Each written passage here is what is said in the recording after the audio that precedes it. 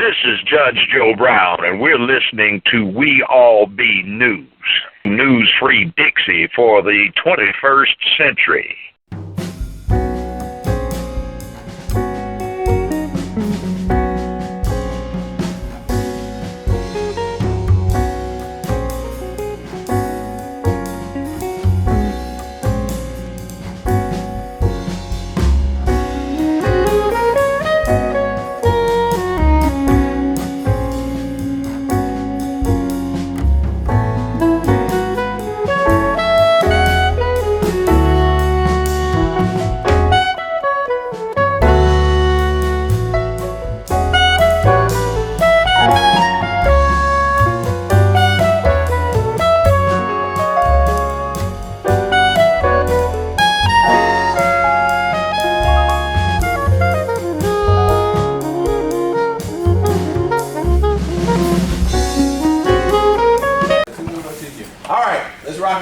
Somebody's trying to figure out what to do with that heat because it's hot in here. Yeah, okay, that was me. Yeah, no, it's not you. All right, you guys, we have. You too, Ron. Oh, it is me. I know.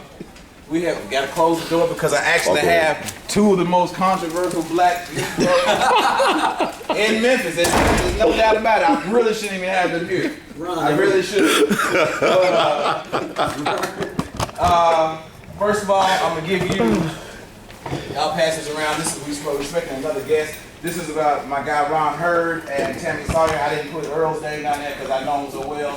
I don't have the need, nothing like that for him. So they are going to do that thing, and we got two different perspectives. We have, as you read and see what they're about and who they are, at least Ronald Hurd, Earl Fisher. He is a pastor at Attn Baptist Church.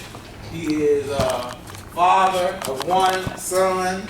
He is a husband. He's an alpha man. That's one of those black hyphy Negro fraternities that, for my white students, when y'all see the black folks, all that type of stuff, that's what he's a part of that type of stuff. Right? He's the one they do the thing like they're apes and things, and then wear the black gold. So he's one of those, right? Okay, so a walking stereotype. Teaches theology, hip-hop theology, world civilization theology, just theology in general at has taught at Rhodes and Christian Brothers, and has taught at Lamont on, and now with Christian Brothers now, and Strayer, and just a busy man, and of course one of the particular ministerial face of the Black Lives Matter movement. You can read. Somebody give me that. Ronald Hurd, to me, he's just a Negro that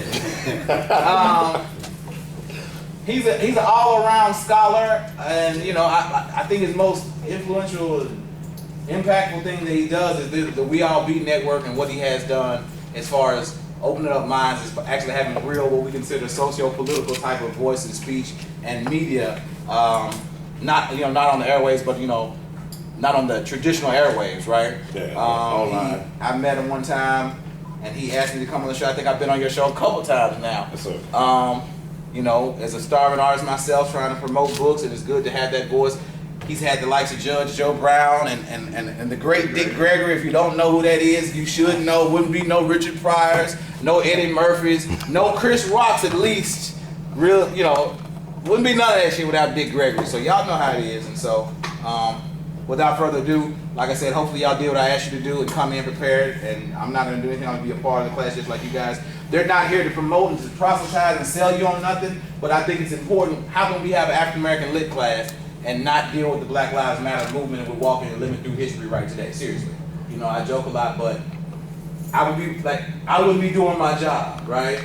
I think we're living in the midst of something that's just as big as the modern civil rights movement of the 50s and 60s, right? So the Black Lives Matter movement, they'll give you more details. Of course, it's I say it started in 1619 when we first got here, when niggas was getting killed out the blue by massa, and when they got free, but patty rollers from the slaves, the patty rollers to the police in the 50s and 60s all the way up to now, we're getting killed, and if we don't address this as black professors, black scholars, black students, I think we'll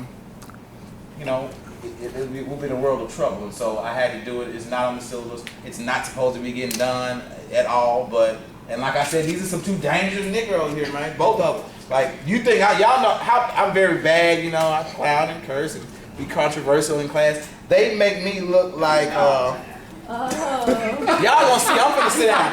That's what I'm trying to tell you. They make me cringe-worthy. But these are two brothers I respect, and let's rock and roll. Hell no. Make it sound like NWA or something. Y'all do y'all thing, so hope they'll probably do a little spiel and talk about, you know, hopefully, I want it to be a Q&A type of thing. That everybody has questions ready, so y'all need to start doing that. It's really up to y'all. I just don't want my back to you, so I'm going to move if you're going to stay back here. She like asked a good question about position of speakers. Should we be in the middle of the circle? I want y'all to. Y'all can be. I want y'all like I normally sit within the circle. Okay. So I want y'all to sit like the circle of trust here. Like you sit over there. Like the best vantage point might be by Emmanuel. That's the African. You want to sit back here? That's the African back there. Sure. You know I'm gonna get you. Man, what you got in there though? No, yeah, what is that? All right. It's how y'all want to do it. Y'all want to start off and give us answers. Everybody came with prep questions for 2 days, so they're ready. Well, I guess while Ron is getting his camera stuff situated, I'll just say good afternoon. Is it afternoon yet or about to be afternoon? So I'm from Benton Harbor, Michigan, which is Eastern Standard Time. So in my home state, my hometown, it'd be noon. So happy afternoon or good afternoon. As Professor Jordan was saying, and what he didn't say is, and I'm assuming that he has said this at some point during y'all first 4 weeks together. One half of the pastor and the professor. I hadn't even done it. You ought to be ashamed of yourself. I am ashamed. So for last time I was sitting down rapping with Brother Ron like this, other than being interviewed, he did an interview a couple weeks ago. And from what Joyner did to describe him, I'll just sum him up in 2 words: investigative journalist. And he does a fantastic job, in my estimation, of getting pertinent information, asking the serious, critical questions, and doing the type of research so he can present an accurate story. But last time we were sitting together like this was on the Pastor and Professor, which was a YouTube show that Professor Joyner and I did for 2.5 seasons or something. Maybe. Yeah, I didn't know it was over with, but yeah. It ain't over with. I didn't know you didn't tell your students about it. There we go then. Yeah, it's about top flight cool. 30-some episodes. Yeah, so glad to be with y'all. Looking forward to the conversation. I am currently a PhD student in the communications program here at the University of Memphis. I came to Memphis in '99 on a basketball scholarship to Lemoyne on, and I could probably make y'all team today. But so I've been in Memphis now for a little over 15 years, and when I got here, of course I didn't have seminary and ministry and this level of activism in mind. It kind of sort of grew on me. I kind of evolved into it, I guess you could say. But from where I'm sitting right now, I see a merger,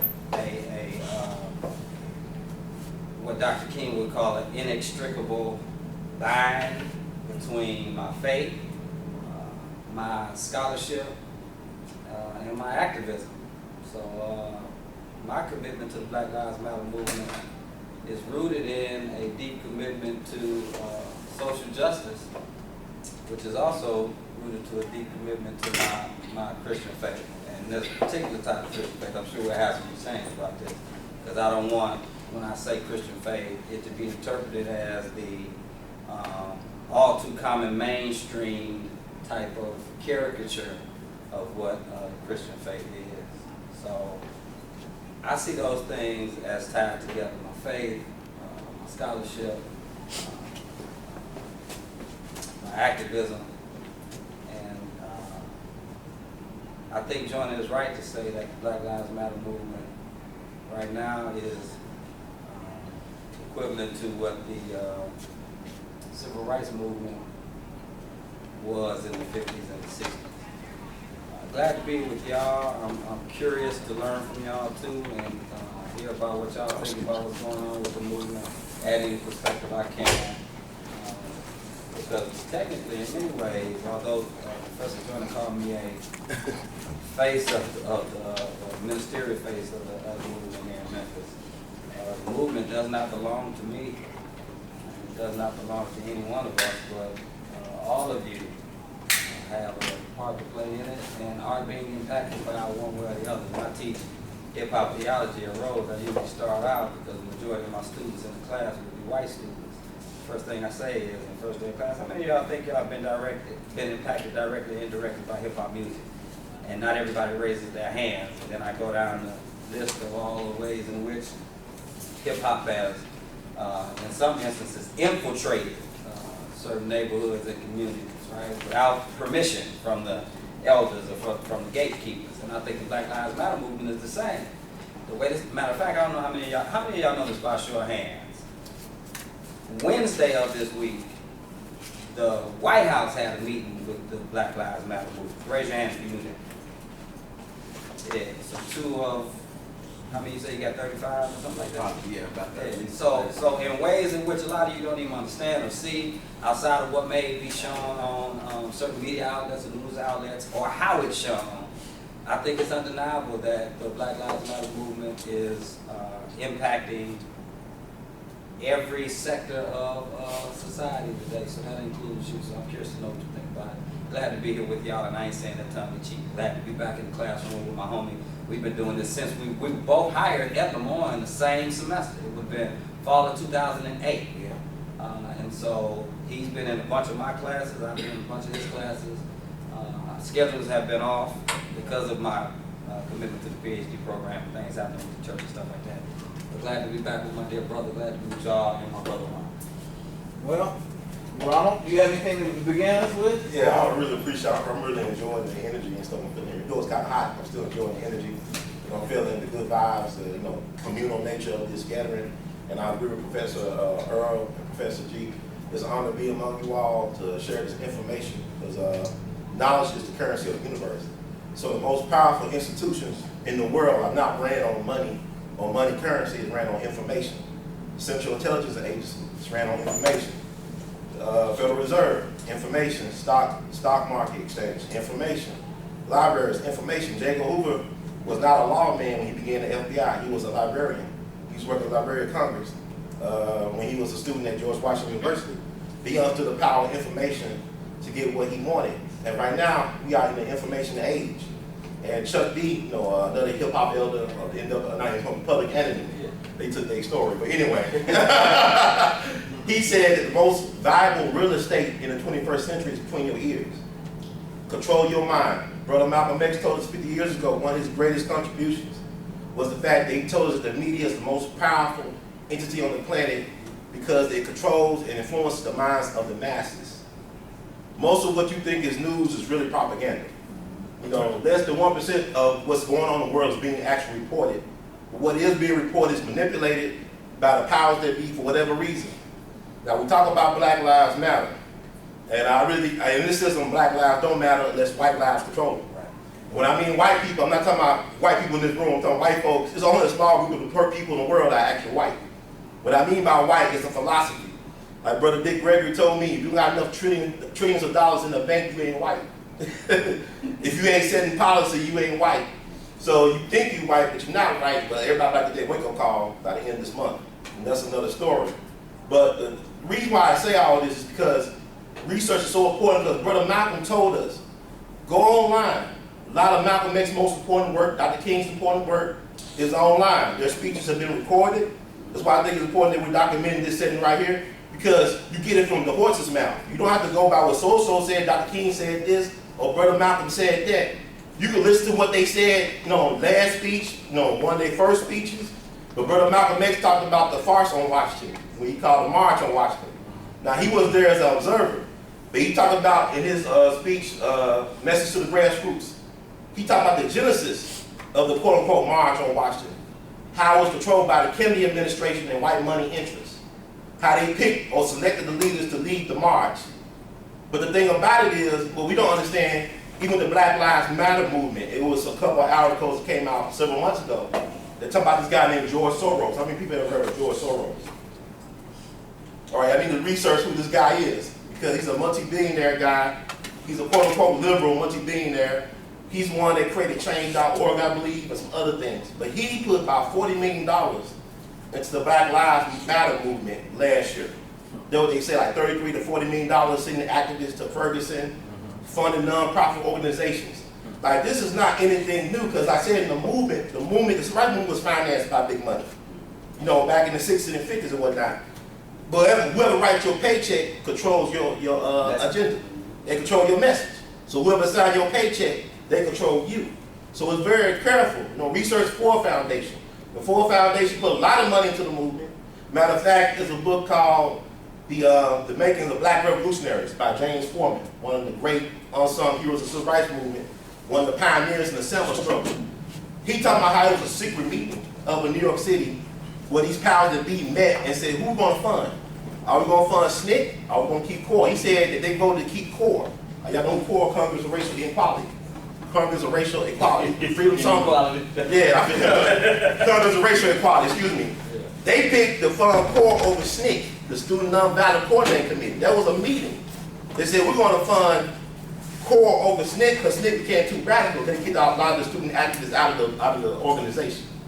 But no, let me get back to right now. Okay, we're talking about Black Lives Matter. You don't know. This year marked the 60th anniversary of the Emmett Till lynching. How many of y'all familiar with Emmett Till?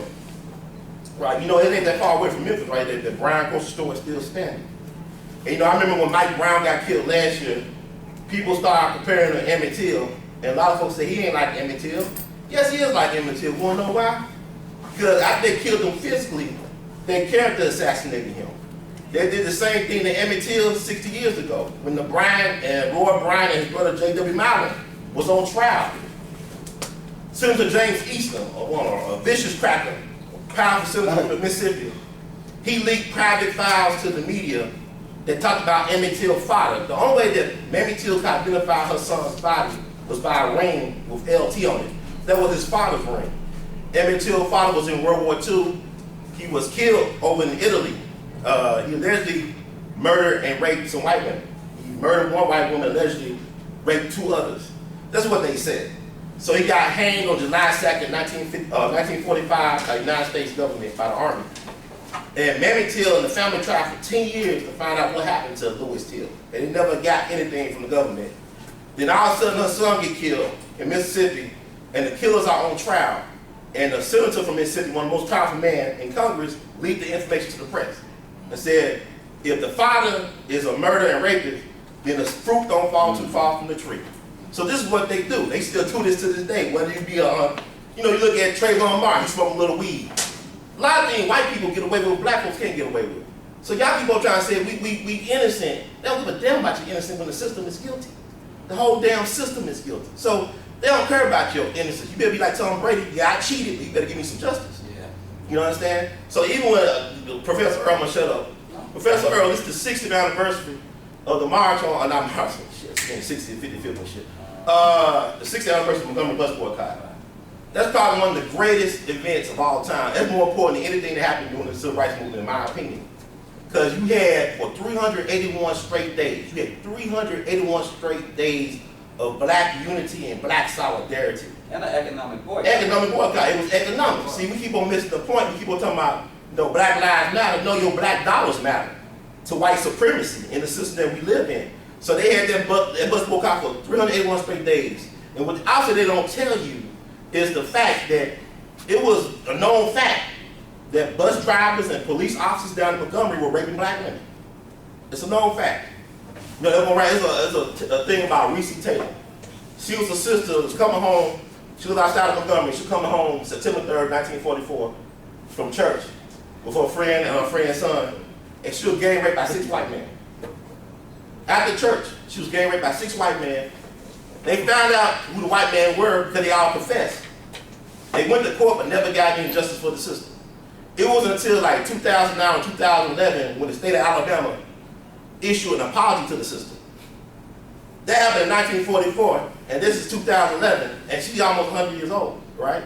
So she's still alive. So where's the justice at? There's no justice. Because even when she went through that trial, you had the NAACP, because Rosa Parks was secretary of the NAACP. She went to investigate what happened back in 1944. But they also had a nationwide campaign to help get justice for Reesa Taylor. Because they said she was a prostitute, that she was a home wrecker. She was going home to a newborn child. She just had a baby. Then they said, well, see how they do it? Once you become a victim one time, they make you a victim 2 times. They go after you probably the physical, then they assassinate your character. And this is what they do. So you got to understand what's going on here. But 381 straight days, economic boycott, successful. Dr. King did his last speech in Memphis.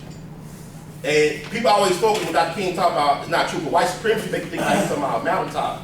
When he was talking about black economics, black self-help, black nationalism.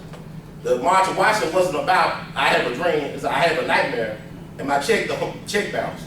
It's about reparations. So when Dr. King was talking about that, he was talking about we need to boycott. So when Dr. King led that Montgomery bus boycott, like he came into town like you, Brother Earl, they selected him to do this. He didn't even have his PhD yet. He was still working on his doctorate from Boston University. He was like 26 years old, whatever. The reason why they got him because he was a new person in town. So they got him. So what I'm saying is, towards the end of that bus boycott, we had S.B. Fuller, who was the richest black man in America. A.G. Gaston, who was the wealthiest black man in Alabama. They came to Dr. King. They said, Dr. King, the white folks want to sell the bus line. He said, I don't know about that. But then, before he died, he said, we need to own our stuff. Because what good is it to help be in a restaurant and can't afford a hamburger? So he was talking about that. But all this stuff I'm talking about. Yeah, y'all got a lot. He's giving you a lot to digest. Now, what I want to happen now is, in essence, the spiel which the historian, the artivist Ronald just gave us was, in essence, letting you know that none of this stuff is new under the sun, basically. Right. How we talked about, remember our textual windows, we talked about what's on the outside of the text, what's that called, y'all? Extra textual. You have to figure out the same stuff that was going on extra textual in 63 or 44 or 1619. It's going on with bodies that look like ours today. Right. And it's abuse of authority, whether it's your boss cheating on you and discriminating against you, or police that are supposed to be protecting and serving, hurting and harming you. And that's what, in essence, the Black Lives Matter movement, it's addressing police brutality, but people that say, well, it's not in that vacuum. Black Lives Matter educationally. That's why I teach the way I teach. Mm-hmm. It matters familially. That's why all the brothers I know are good brothers. They endorse their families and shit like that. So I want us now to see I want us to start asking some of the questions to both of them. You all can take turns fielding the questions. We'll start with Earl. Y'all can shoot them off, Earl or Ron, whoever wants to take questions. I want everybody to get a chance to say what they had prepared for class today, because we roughly got about 30 some more minutes, but you got 35 students and responses. The way Ron been talking. Shut up. That's your So let's who would like to go first? I'll have a question, and whoever wants to go after me. My question is for either one of you all. I'm kind of tired. I'm exhausted with some of the people, and when you talk about this, as we say, back off stage, offline, it's people. I remember when you were the same social activist in 2008 in the little house church, speaking the same stuff you're doing now. Then, right, when Three's Company, Three's crowd, and I remember you being that person. Now here goes another one. There you go, duck up under that. But I remember you still having that same rhetoric, and now it's some people and some of your colleagues that you know and you're cool with, but I know of and I'm not cool with, that they all of a sudden are parts. I've seen people in the media and on the television and the newspaper with you, and I'm like, they hadn't really been for the cause until Darius Stewart got killed. I feel like Darius Stewart's death, we all know about Darius Stewart that got killed by Officer Schilling here in Memphis, correct? Yeah. Right. Is there anybody who doesn't know? There was a poll taken. Yeah, it was about a poll taken a couple. And I think my thing is, it's become cute, I think, for some people, or chic or fashionable. Because you standing beside of them, a lot of them at these protests. Right.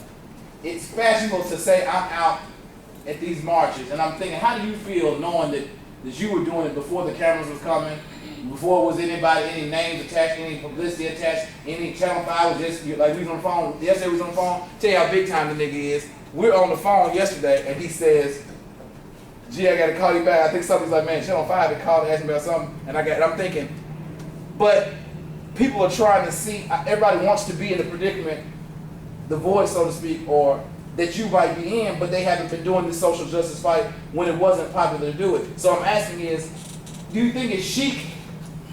Do you respect those people that you're working with? How can you do it if you know some of them have just got involved because of the Darius Stewart thing? Because I don't do it for them. Okay. So my commitment again is to the cause. It's my connection with my faith, my scholarship, and my activism. So I see it as that. I know there are some people on the periphery, and Ron can tell you, you know, this is nothing new again. Like people who just showed up to some of the marches back in Selma or back wherever, you know. I do think that it has become chic, and not just because of people like me. If you think about people within the local ministerial movement in Memphis, yes, I may be the person who has made the social justice ministry motif seem like something that people want to aspire to. And some of them, you know, Andre Johnson, I think of, he's been doing it. He was doing it probably before I was. Doesn't look like me or sound like me, but he's been committed to it. Noah Hutchinson has been committed to it. Roz Nichols has been committed to it. A handful of others.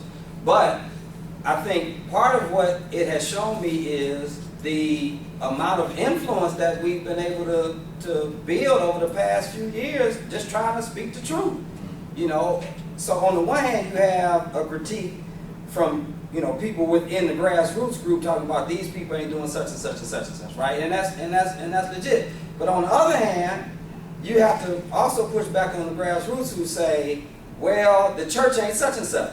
Well, I represent the church, so you can no longer just, you know, allow the stereotype to define the whole group, even though there is some truth to the stereotypes. So where I see myself, G, is I'm somewhat of a mediator between the two entities because I'm involved in both. So there are times where I've seen people, like nowadays, some niggas just think it's chic just to get arrested, right? So they want to come to the protest, they want to just hurry up, do whatever it takes to get arrested, they want to go back to the hood 2 days later talking about, yeah, nigga, I'm down for the cause. You know what I'm saying? That's stupid shit. So you have that on that hand, and then on the other hand, you have the preachers who just show up and they want to smile for the camera. And I've literally seen them. I've literally seen them posture for the camera, like they see where your camera is. You know, I've literally seen the funniest thing, y'all, the first, I guess it's the second one, like the week of, like the week second round at Darius Stewart, there was a particular minister, I'm going to say it so that you don't have to say it, because I don't want him to say no name or incriminate, but a particular minister said to me after, now, and I was technically filling in, that's what I was telling you, I was filling in for Stacey Spencer, who was the pastor of New Direction, who is the pastor of New Direction, whose campus was the campus where Darius was shot. Stacey Spencer was out on sabbatical at the time. His senior associate pastor was out of town at the time. I was in contact with them, telling them I'll fill in, you know, to try to hold it down till they got back, because they supposed to have boots on the ground. And so I ended up having to do a little speech or something. You know, I said something, and I wish Tammy was here to put this into context too. One of the preachers who was there, after I finished speaking, said to me, I got the face for it, but you got the anointing for it. Yeah, what kind of shit is that, right? So, I mean, but what he was articulating was, when it comes down to the persona or the spectacle of it all, the show of it all, he felt as though he should be a part of it. And it was 100 and like, I think it was like 101, 102, because I came after work and I came and it was hot as hell, and dude has his full suit on with the tie, you know, I thought this nigga is fake. But anyway, let's start some questions, y'all. Last thing, I'll say this real quick, then I do want to hear what y'all questions are. I know it takes everybody in a movement like this. Sometimes it even takes people who don't have the right motive. I said to one of my preacher partners, a couple of them actually, sometimes when I'm out there, I just want a shot to ring out. Nobody to get hit, you know, but a shot to ring out, so that certain people would understand the severity of what it is. Jill tell you, we had several conversations where he's concerned about my well-being. I'm like, gee, you know, I ain't signed up to die, but at the same time, I know what the cost is, so I have counted the cost. So, you know, it takes everybody though, because if you don't have everybody, then, I mean, the system is already structured such that if you don't have everybody, you ain't even gonna put a dent in all.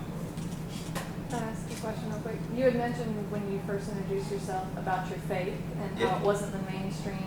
Right. Will you explain more about that? Because I thought you said you were going to do that, so I'm trying to... No, cool. So mainstream Christianity, by and large, is very apolitical. That there's no association with social and political context as somebody is shaping their theological convictions. It's usually, especially in the African American church, since we came over to the shores for sure, It's this notion that the function of faith is to get you access to heaven.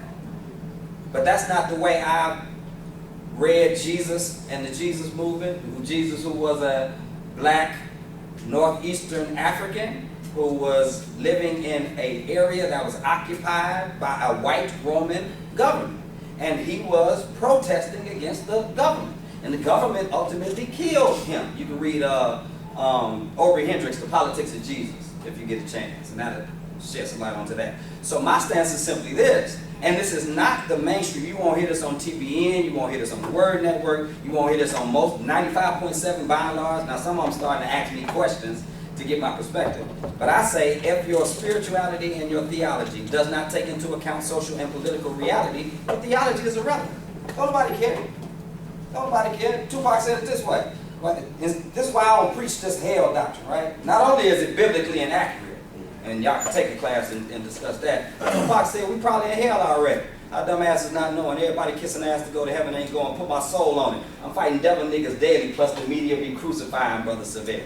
So if your theology and your spirituality is all about doing right, and it's really in many ways right by the white standard, and that's supposed to give you access to heaven. I was reading Henry Harding Garnett earlier. He was like, the slave masters aren't being Christian or godly by keeping you in chains, and you ain't doing God no favors by staying in chains. So the mainstream is just this notion of Jesus as a backstage pass to prosperity and a get out of hell free card. But the Jesus that I read and the one that I subscribe to is one that is a social justice advocate, and if you want to know his treatise, you can read Luke chapter 4. All right, I got to introduce another guest who just came in. I'm not going to say his last name. I'm going to call him Anthony the Artist because, you know, some people like to say incognito. He's coming late. I just got the text. You said you lost on campus. We got 25 good minutes. If you want to, I'd like to stay till 12:30. You guys, 5 more minutes. I think there's no class in between then, so we can have a full half hour to get questions in. And this is how we can do it. Any of you three can jump in and answer questions. We got basically a historian and an investigative journalist, a scholar and a pastor, and we have a black artist. So all of these things are important on how, because all three of you guys, artists, pastors, and historians, are dealing with how to process the idea of the Black Lives Matter or being blackness in and of itself in 2015. So let's just jump in, ask questions, and anybody can ask those questions. We got one already, got it done. Sheila did hers. Well, you gotta let everybody else get their second. So let's rock and roll, y'all. Let's go. Yeah, I just got a question for all y'all. Introduce yourself. Tell me who you are. My name is Gary Holloway. Yeah, I'm a student here in Virginia. But just directed to all of you guys. What can we do as black people in the movement? And you know, there's some black people that don't really want to be participating, and they really want to be seen, participating in nothing like that. And it's just too difficult for them. But what can we do as a whole to, improve relations with police officers and what's going on with police and Black lives today? Because that's really one of the reasons why it all started. But, as far as the publicity and how popular it got, and just police killing off black men, and men play a big role in it too. But it's really everybody, because it affects women, it affects children, it affects your cousin, family. It just goes, it springs like that. I think Anthony, you want to address that when I saw you right there? Well, I mean, my take on it, you know what I'm saying? I come from a quasi-legal aspect of it. I don't feel that they see us as first class citizens. I feel that they see us as second class.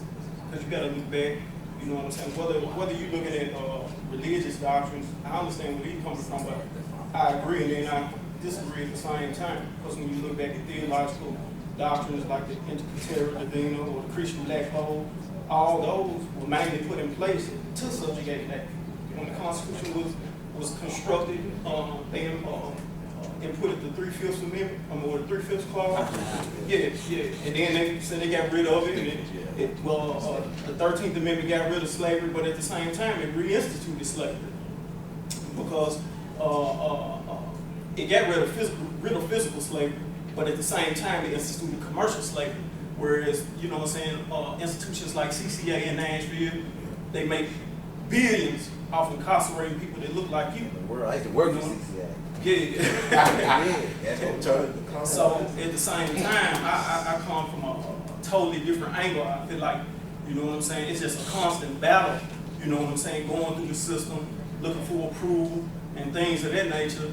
I feel like I'm not trying to be like a separatist, because I feel like everybody's equal, but at the same time, I feel like every individual people, whether it be a nation or whatnot, they have their individual box that they operate in, but those boxes all interrelate with each other. We are the only ones that don't have our own box, and we kind of just floating around, you know what I'm saying, trying to fit in where we get in. So, like I said, I just come from a totally different angle than them. Just give it up to them. Well, I think over half of what he said I agree with. So I don't think we come from totally different angles at all. There may be a thread here or a thread there that we can discuss different perspectives on. But the bottom line that you heard him articulate and him articulate, what the first thing to do is raise your consciousness. I mean, we are living in a world where people are being educated to be consumers instead of critical thinkers. So all you know how to do is count. Bury. Right, so you know how to make and spend money, and that's your aspiration, and that's what you spend 12 years of primary education and many years of secondary education trying to learn and figure out. And so in doing so, all you're doing is feeding back into the system. But if you raise your consciousness on how the system that you live in works, I think you'll be guided on how to respond and resist the system in your own way. Or I'll make it plain for you, brother. On direct action, fuck Santa Claus, boycott Christmas. Fuck the fat white man. Fuck him. Because the thing about it is, black folks are the largest consumers in this system. You know what I'm saying? Once we start spending with old St. Nick and his cracker friends and corporations, they'll be hollering, because 52 years ago, when those 4 little girls got killed in Birmingham in 16th Street Baptist Church, the movement wanted to boycott Christmas. That's the same year they killed Medgar Evers. 3 little girls and President Kennedy got killed. They actually thought about suspending the civil rights movement because the president got killed. Look at the Jet magazine from back then. It's crazy. All the Jet magazines that ever was made is online. Look that stuff up. It's crazy. Boycott Christmas. 13th Amendment never abolished slavery, because we got the 68, got privatized prisons. So slavery was never abolished. That's the greatest lie ever told. Memphis got fed eggs. Memphis got plantation. It's a plantation town. But boycott Christmas, everybody. That's one thing you can do. Boycott Christmas. Okay, I see another hand, and what's funny, even left from Birmingham jail, I'm teaching in my Comp 2 class. Mm-hmm. Kingdom are going to boycott Easter, but decided against it because the elections was coming up. Right. It's intriguing that, and that's always strange. That's the one thing that bothered me about the reason behind it didn't make sense, because you still could have, the elections could have happened, you still could have boycotted Easter because the money, the green is where it hurts. Some more voices. Let's try to. Hopefully, you guys can figure out who's gonna do what. But I want to get these voices in because hopefully, I want to hear what you guys have to say about what we've been talking about today. Next, anybody? Yeah, just jump in like we do in class. So, what do you guys think about the headlines like at the Bernie Sanders rally, where it was said that the black activists for Black Lives Matter movement, they stopped the rally, even though Bernie Sanders, everyone says that he's supports the black community and has been for many years. And what are your thoughts about that? Good question. Black folks must kill the Tarzan complex. We don't need no great white man. Probably the best white president we ever had was Jimmy Carter. He only got 1 term. That's probably our greatest white hope. Stop trying to get a white person to validate or be a part of your struggle. Nobody can liberate you but yourself. Nobody can protect your freedoms but yourself. Nobody can liberate you but yourself. So you must do for self. No justice, no hope. Yeah. Good question. Great answer. Next. Okay, I feel like with media and everything, Black Lives Matter movement is definitely getting heard a lot more lately. And in this era, like Facebook and all that, we are media, so a lot of people are voicing their opinions and aren't necessarily educated on the issue. And I know, just scrolling through my feed, I've seen a bunch of people get offended by the Black Lives Matter just because they'll say all lives matter or something like that. And then what would you say to somebody to gain perspective on that? Because are you wanting to like end racism, or are you wanting to bring light to a situation that's never going to change? I feel like, you know what I'm saying, the need to change to all lives matter is really mute, you know what I'm saying? Because it's not all lives out there that's getting shot down on a daily basis, you know what I'm saying? Black Lives Movement, it's a lot of history behind it, so you kind of got to confront that history, and a lot of people don't want to do it. You know, whether it be for economic, political reasons or whatnot, religious, ecclesiastical reasons.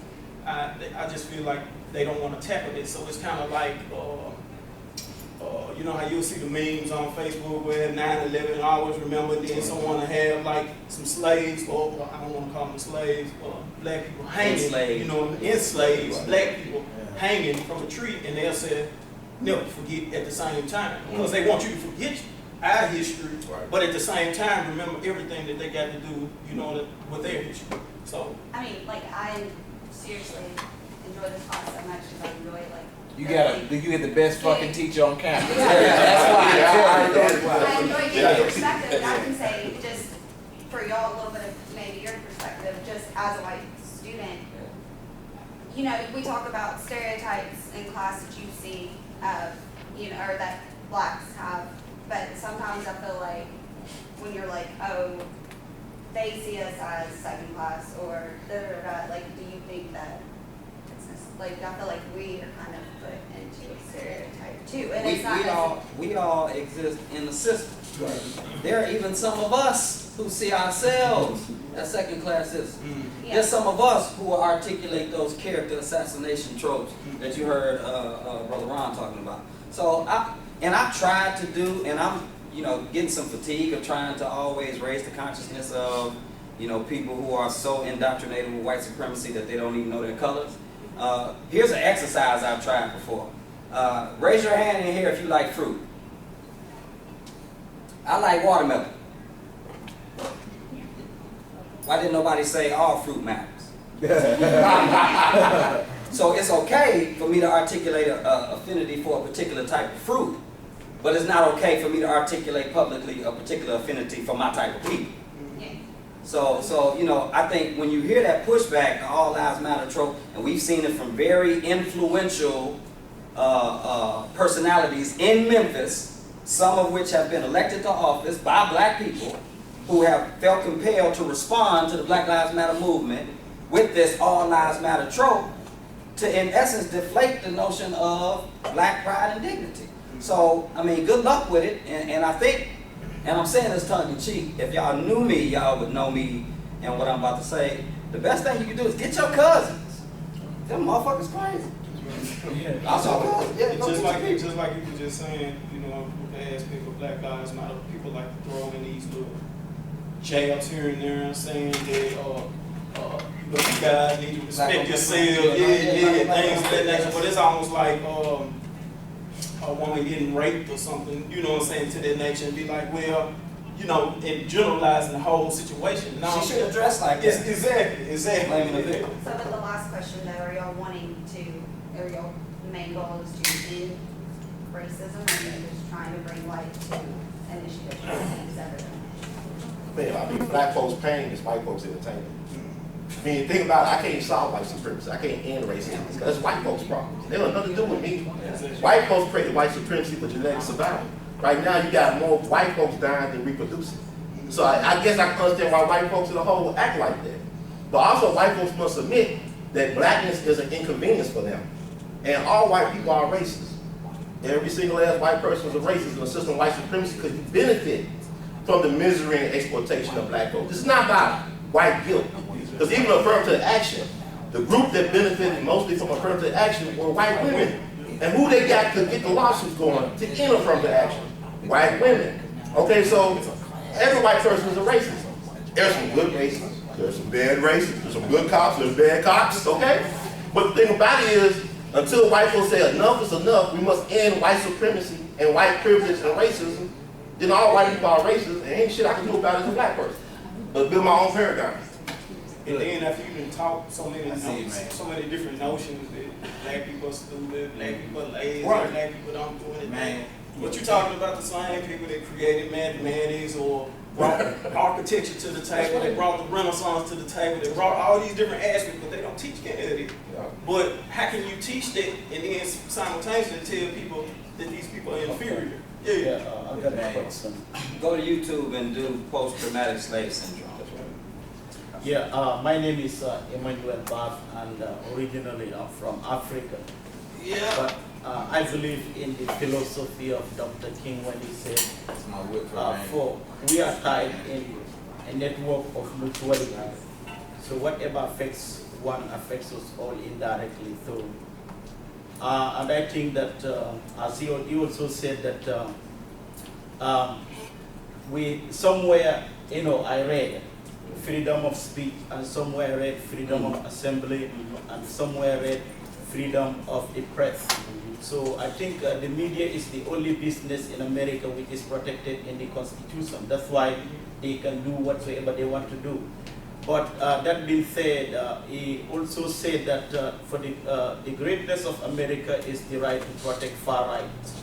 So I think that this problem of Black Lives Matter movement is long overdue, because for somebody to say that it is not a valid argument for somebody to say that the Civil Rights Act of the 1960s have done it all, are all wrong, because I've seen that there is still a residual problem of racism in this country. Even you hear this, recently I just heard a politician who is from a Republican politician saying that the Dred Scott case is the law of the land. That means that black people were not citizens until the first Civil Rights Act of 1867 came the 14th Amendment. So we know about the history of this country and that we have made some progress. But the point that I want to make here is, I know that there is still a problem in this country. But in order for us to move ahead, I think we have to admit that we have to also clean ourselves too. I know I'm not throwing stones. I believe that, there is still a problem here, because I went up to the top. I've seen even in DC, you see DC, they just show you the nation's capital, but around DC you see a lot of poverty. I've seen people over there every day. You see people begging and all those things. It hurts me to see that we live in one of the most richest countries in the world, but yet still some people, I go around Memphis, you see people idling on the street, lacking the motivation. And this is just a pile of generations. And then this problem has been distorted in reality. They don't even talk about these things. But if you come to Tennessee here, there was a case which went up to the Supreme Court in 1985. It's called Tennessee v. Ghana, which the Supreme Court established that no police officer has the right to shoot on an unarmed fleeing felon unless and until they pose danger to the community or this police officer's life is at stake. So this was the law of the land, but you don't hear people talk about this thing.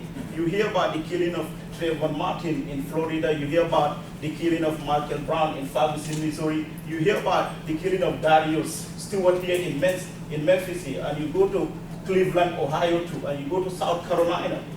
But these things are problems that we need to stand up, shake ourselves, dust ourselves, and reach out for something better. Because the only way we can do this is to protest our far rights. Hey, you're excellent, man. So, but I also, this is my question. I just wanted.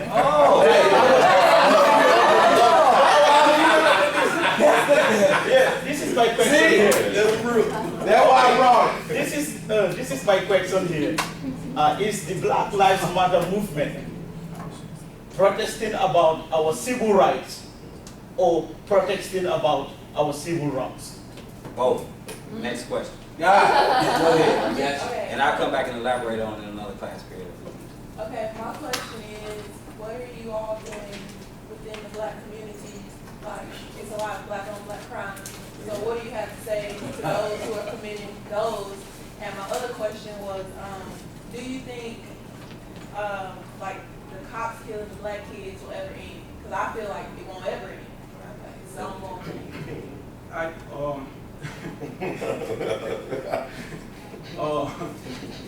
white people kill themselves at the same rate that black on black violence happen. It's more of like an environmental issue, Most crime is interracial, which means you commit crimes with people you're in closer proximity with. Most of us, as you talked about earlier, about separation. But if you're born black, you're born in the segregation, right? So you're close to black people, and when white people are close to white people, they commit crimes the same rate, probably higher. Higher rate, yeah.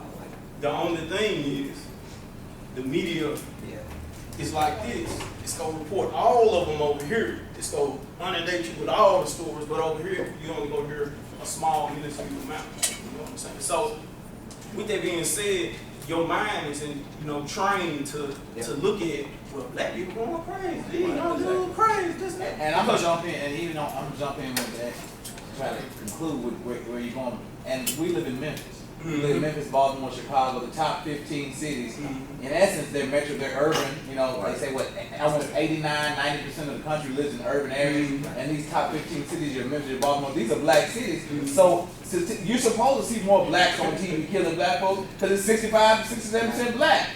So, but you go to Marion, Arkansas, the news is gonna be what? You see what I'm saying? Right. I'm sorry, Miss Arkansas, but you know it's proportionate to, you know, we're in a black city, so it's gonna be more black poverty, it's gonna be more black crime because it's more of us. But you can't tell me 33 million folks are committing more crimes than 240 some odd other million. So that just doesn't add up. Next question, who else? I want to also say that black on black crime is white supremacy and blackface. You gotta understand, Chicago, they say it's a killing field. There's only a part of Chicago that's a killing field.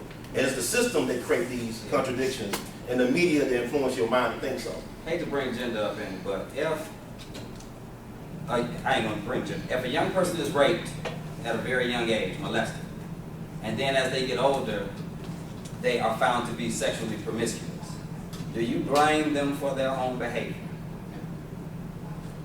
Yeah. But that's basically what you're doing. Somebody said Yeah, you blame them for their own behavior? Yeah.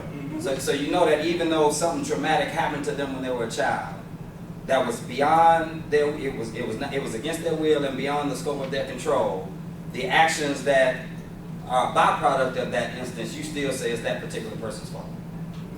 I think that would explain it. You have to look at the cause and effect Yeah. of the situation. Somebody had a question? Yeah. We good. I know, I've been doing some research and like Donald Trump, I'm Victoria first. And then, okay, so Donald Trump has been called Black Lives Matter like trouble. And he's, so maybe y'all like respond, or are y'all going to respond at all? Because I haven't seen a response from the Black Lives Matter movement. The article is about to come out in the Tri-State. That interview is myself and Tammy Sawyer, and I think some others too, responding to, not Trump specifically, I don't think he warrants that type of response, but the whole notion of the media's portrayal of the Black Lives Matter movement. Some even call the Black Lives Matter movement, I think it was Bill O'Reilly, tried to argue that the Black Lives Matter movement was a hate group, but they don't call the Ku Klux Klan a hate group.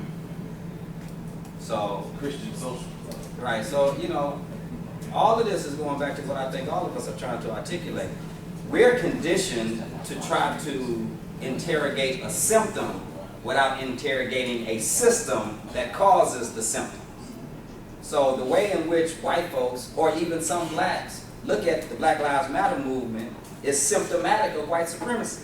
If you have the audacity to centralize your focus on, as Albert Clegg said, if the most central thing, the most sacred thing to God is black liberation, if you got the audacity to say that in the white supremacist system, then all of a sudden you're ungodly.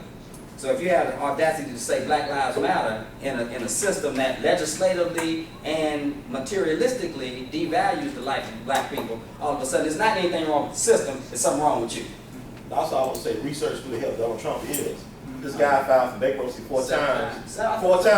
He filed for bankruptcy 4 times and still a billionaire. You know, his father got help during the Great Depression. He got corporate welfare. You know, he inherited almost between $200 and $500 million from his father. So he's a product of white privilege. Somebody pull this up. So white power, let's look at, I'm just, maybe even white power is divide and conquer. This system is built on divide and conquer. Black power is built on unity and solidarity. And he's nothing but an upgrade of the Southern strategy. Research Ronald Reagan, research George Wallace. When Ronald Reagan got the nomination for the Republican Party as president back in 1980, he announced that in the Neshoba County Fair. Neshoba County is where they killed them 3 civil rights workers, Swarner, Cheney, and Goodman for civil rights back in '64. So, like I said, we need to get that Tarzan complex. We don't need no white person to help liberate us. We got to liberate ourselves. And we also don't have to respond to every critique by white folks, because I really don't give a fuck what they say. And a lot of it has to do with imagery. So just like he was just saying, you don't specifically need that white savior, type of viewpoint. I'll give you an example like Danny Glover. Right. Danny Glover was, he's still trying to gain funding to do a movie on the Haitian Revolution. Right. And exactly. And he went to some investors, and the investors said they would back him if he inserted a white savior into the movement. He said he wasn't doing it. So at the same time, they wouldn't give him the funding, but at the same time, why do I have to do this to, you know what I'm saying? So, but the problem is through, like, in order for us to make changes, it has to be through education. Because if we go about protesting all these things, going to the street, and we refuse to encourage our people to stay focused in school, because, and if we don't get educated, the people who are going to make decisions in this country are educated people. The people who are going to drive this country are educated people. Hold right there, man. I want to get a new voice. We got a new voice she wants to go. Because we got like 9 minutes. And I'm trying to get her in. You said you wanted to go, so. Would y'all say y'all anything like NWA? Would we say that the Black Lives Matter movement is like NWA? What are some similarities and differences between them? Yeah, I mean, that's a similarity for sure. So I think NWA was articulating the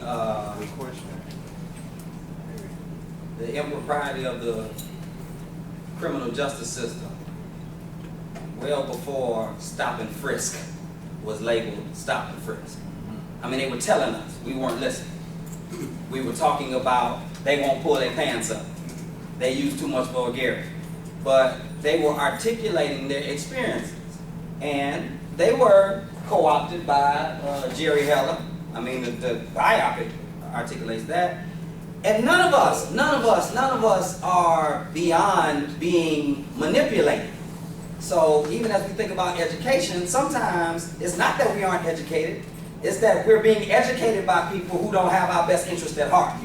So they were, Eazy-E for sure, miseducated, right? So there are similarities in the sense that they were courageous enough to speak out, to talk about their conditions, what they seen as good and what they seen as bad, and they were also, co-opted to a degree. But ultimately, if we keep critiquing the way people present stuff, even though we know that they're subject to certain circumstances that teach them how to articulate themselves, then we end up supporting a system that is causing the injustice, and meanwhile blaming the people who are trying to fight against the injustice. And that's happening to the Black Lives Matter. I would say with Eazy-E, he reminded me of Joe Kennedy. That's the American dream. The NWA story is the American dream. If you look at Eazy-E, started ruthless with $250,000 of his own money and got from drug dealing. Joe Kennedy started the Kennedy dynasty with JFK and Robert Kennedy. He was bootlegging. He was selling bootleg whiskey and stuff. He would work with the Bronfman family, who created Seagrams out of Canada, who runs Universal now. The Jewish, Maronesky, all these guys, right? So to me, it's interesting because you look at somebody like Franklin Roosevelt, who was the 33rd president of the United States. His family fortune was made because his grandfather was a notorious drug dealer. He was the real American gangster. He was selling opium to the Chinese. This is Warren Delano. So look all this stuff up. So you got all these people like, they want to whitewash what they did, the white folks did, but when it comes to our people, we got to downplay it. Like Bill Cosby is not on the level of a Christopher Columbus when it comes to raping. Oh, no. He ain't on the level of a Thomas Jefferson. He got the University of Virginia. They ain't throwing their white folks under the bus. Why would y'all not throw our people under the bus? They claim their people like it's good to go. I mean, this country was built on genocide. Christopher Columbus raping and robbing and killing and pillaging. American history is a gangster rap album. Okay? Well, that is almost. I'm voting that. Yeah, we got about 3 more minutes. Everybody, it's about 3 minutes. Class actually will end at 12:25. We can go 3 more minutes. Are there any more questions? No. We got a question over here, question over there. I want some. Hold up. We got a question over here. Yes, sir. Ivory. Oh yeah, my name is Christopher Ivory. What do you guys think should happen to the ones in law enforcement that basically get away with killing some of our men? Hold on, let me quote him on Facebook right quick, then I'll come back. You said what should happen to them? What do you think should? Somehow they're getting away and they're becoming millionaires off of, right? Yeah. You're talking specifically about Darren Wilson, right? Because Darren Wilson shoots Mike Brown, claims self-defense, which is always what claim is. I was scared for my life because this big black nigga was. Think about this. Think about this. An unarmed teenager running towards an officer who has their gun drawn and is shooting at them. Somebody help me make sense of that. Impossible. Part of the reason why I'm so frustrated with the lack of transparency and accountability locally is because I know when people are taking their time to do something, they're taking their time to get a story together so that it'll be airtight and so that you can believe it even though it's fallacious, right? So to think about what happens might be fallacious. Yeah, every time I've been at a black club and niggas shoot, we always... We running! I've never seen it. If anything, we shoot back. If we come back, if we got something. Yeah, but if we don't have nothing, nobody running. That's that shit I don't like. Somebody over here. Oh, but yeah, I know. I'm trying to get somebody more with somebody over here. Anybody over just here? hope they get brought to trial. Anybody who didn't get a chance to Anybody Fair already had one. Okay. Okay, you said earlier, you know, just as many white people are killing each other as black people, but white people are not saying white lives matter. Right, okay. The Constitution said we the people, right? It didn't say we the white people. But you know the way that you know that the way the Constitution is carried out, the 3/5 compromise let you know we the people didn't mean black people. So in an environment where this is literature 101, in the environment where the dominant voice is speaking, there's no need to signify who's speaking. So you don't have to say white on white crime, all you have to do is say crime. In theology, they have a black theology, a queer theology, a feminist theology, a womanist theology, a Latino theology. They don't have white theology. You know why? It's called systematic theology. It's already clear who they're talking about. So this is one thing that you can learn to do. I know G is teaching y'all to do this, how you read the stuff. So when you read the reports and it says, man robbed at gunpoint by another man in Cordova, you know chances are it's white folks. When it says black man robbed by such and such and such, oh, okay, because you have to signify that to let somebody know. No, not the majority, the minority. So you don't have to say white lives matter. All lives matter is technically code for white lives matter. But black lives don't matter. Yeah, again. Yeah, again. So that's why. That's it, y'all. Let's give all a hand for the first hour.